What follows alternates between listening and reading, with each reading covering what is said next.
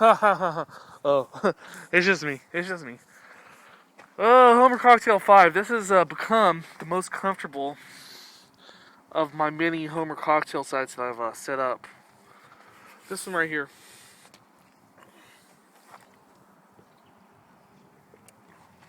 Never had Corona in a can. My last name's Corona, by the way. Homer Cocktail, you might know, is, for the internet. I mentioned that a few times. I was thinking about doing a Homer Cocktail 10. 10's, it has no purpose, has no videos really. Just, hey, I reserved it, but haven't started anything there. Sometimes you become bigger than you expect to be or want to be. And in the worst of the people, I wouldn't call them fans, but they're the closest thing to a fan that knows about you. Uh, there's this word I used to throw out. Selling out. They call it selling out. Okay, selling out. This piece is going to be about immortality, by the way. But here I am, and I'll tell you why I bought this Corona right here. I hardly ever buy Corona anymore. It's my last name's Corona.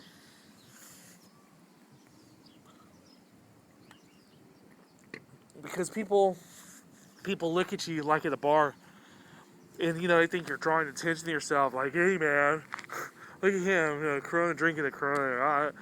I don't know how it goes. But I thought about for those people out there overdoing it. Like overdoing it and just I don't know, sit here with the whole 6-pack of these and do nothing but drink them someday and put them online or whatever when I feel silly like that. There's a Rush song, Rush from Canada, a rock band from Canada. I don't listen to them as much anymore, but they have a line in a song, a lyric, from the album Roll the Bones. I think the song's Dreamline. In my original Homer Cocktail site, I have a cover of Dreamline and Ghost of Chance from that album.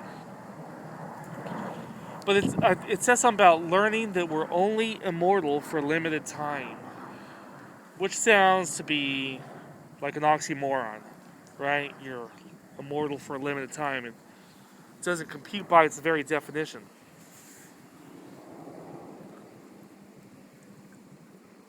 And here I am, in my 40s. Look at this nice breeze out here. Anyway, here I am approaching 40, and I'm starting to feel it again. The thing I had in my late teens and early 20s. When I used to go out with my buddies and all aspects of my life seemed good, college and girlfriend and work and family and all. And you used to have a sense, because we used to do adventurous things, skiing, climbing, that kind of stuff. We used to do adventurous things, and it felt like it. It felt like we're immortals. Like nothing could ever go wrong, really. And then you get to your late 20s, early 30s and stuff, and you start seeing the younger kids that you thought were, hey, little, you know, shrimps or tykes, or you watch them grow up from, just same as our aunts and uncles watch us, and all of a sudden they're doing all this stuff, playing football and doing all these great things and stuff, and it's like your friends are like, oh, I'm not gonna play football, I might get hurt and stuff like this, and I'm at 40 right now. But with this internet thing, I've only been accustomed to talking to people through computer for 15 years or less. I feel good about vlogging. I have more than 10 operating Homer Cocktail sites. I have reserved all the way up to Homer Cocktail 20.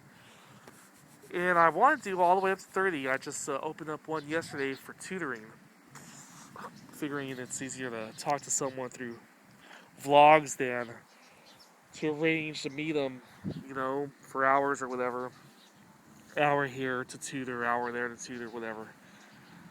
And I'm thinking to myself, what if I do like a vlog a day until I'm 60? Basically for the next 20 years.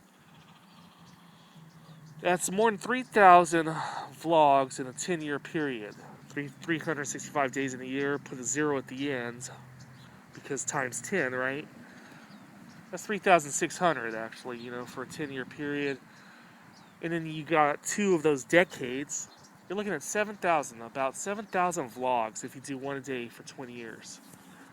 And I'm thinking to myself, they're not hard to do. They're not expensive to do. They're basically free for YouTube. And I have more than 1,000 videos already. I've only been online again. I went for a few years without having the home internet access. I was going to the library and FedEx and stuff like that. But I didn't have a home internet for about 5 or 6 years.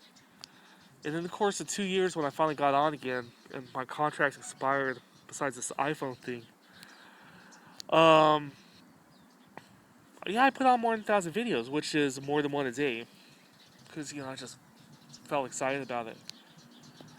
And it's a figure of speech, when you talk about movie stars or so and so Orson Welles going to be immortalized in radio with War of the Worlds or whatever, and it became a movie actually, but it started on radio. And the best of the people on YouTube right now, you can already see that they're going to be around in 10 years, or at least people are going to know of them probably. And this past Thanksgiving, I had a couple family members that didn't realize I have a YouTube site. I have 200,000 plus in my original one, which is not necessarily fame or anything. But I'm thinking to myself, in 20 years, that one probably ought to have 1 million, right? As long as, people still watch and I still add once in a while. That doesn't matter. But it's a lot of fun. So I'm going to drink my beer. I have to turn off this camera there. Drink some right now, as a matter of fact.